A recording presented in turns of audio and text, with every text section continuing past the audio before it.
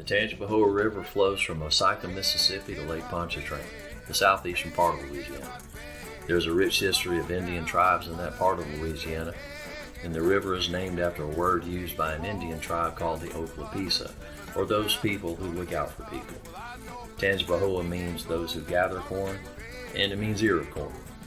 They settled around Lake Pontchartrain about 1702, having some 1,500 people and 200 warriors.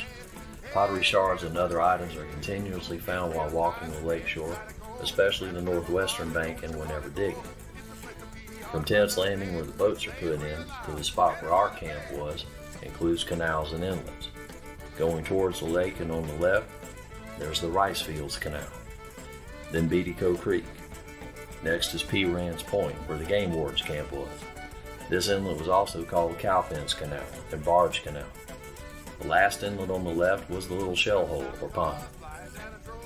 On one side of Beatico Creek and on the right was Uncle Billy's camp. Next to the camp was a canal that went deep into the swamps, as most of them did. Then there's the Big Shell Hole, actually smaller than the Little Shell Hole. And inside the Big Shell Hole is Middle Bayou, and was accessible once entering into the Big Shell Hole or pond. This bayou canal went deep into the swamp also. Finally, there's Jerry King Canal, and Lake Pontchartrain itself is visible from this point. And this would fork, and each fork would go deep into the swamps. The swamps are mostly called the hurricanes, and so many of these storms fell trees and shaped the shorelines and swamps continuously.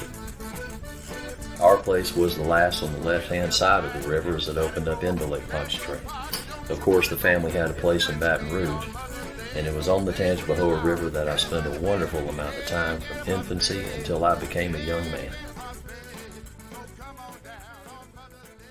So here's how you jug fish.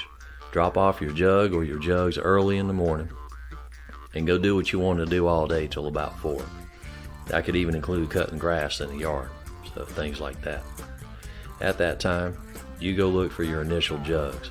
And don't pick up anybody else's. If your jug is upriver, then you'll have probably a regular sized gar. You'll see the jug just moving through the water as the gar swims.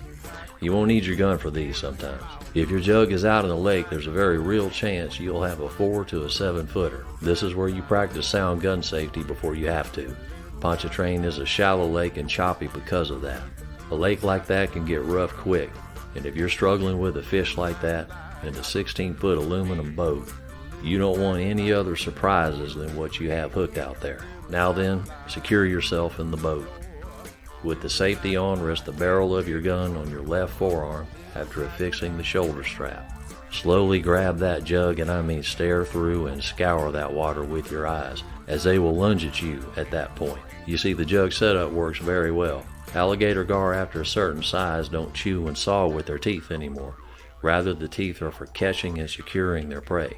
Once a fish is in that mouth, they use those teeth to literally scale the fish, preparing it to be swallowed, and yes, a fin-flaring catfish can kill a gar.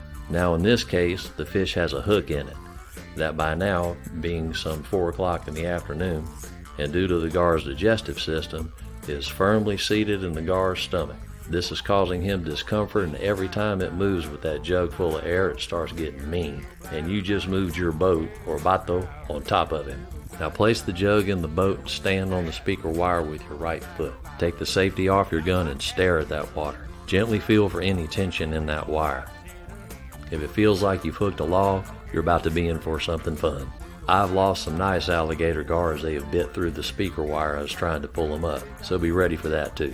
Now start slowly winding that speaker wire around your left forearm and using your forearm. Mind your gun and your trigger and stare through that water. Once you start feeling resistance, secure yourself and start looking for golden brown reflection. When you see the torpedo-shaped body offering more detail, then you'll have an idea of the size of that thing and what to do with your gun. You don't want to have a 5+ foot fish like that alive with you in a 16-foot boat where all the weight flops to the back. Put the safety back on. Now get him in the boat, and hopefully one of the camps is going to have a fish scale ready, just because of the rodeo if nothing else. Before you crank up and go, lay that gar so the head is over one side in front of you and the tail's over the other side, because they'll use that tail like a springboard, and you definitely don't want that at the bottom of a boat.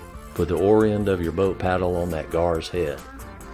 because otherwise, and with the boat hitting the right wave on the way back, that thing will be in your lap mouth first.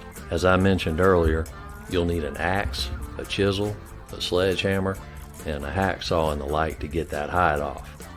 Once you get that interconnected scale hide off, it looks like an oval area rug. But from there, you'll see how to dress that beautiful pearly white meat.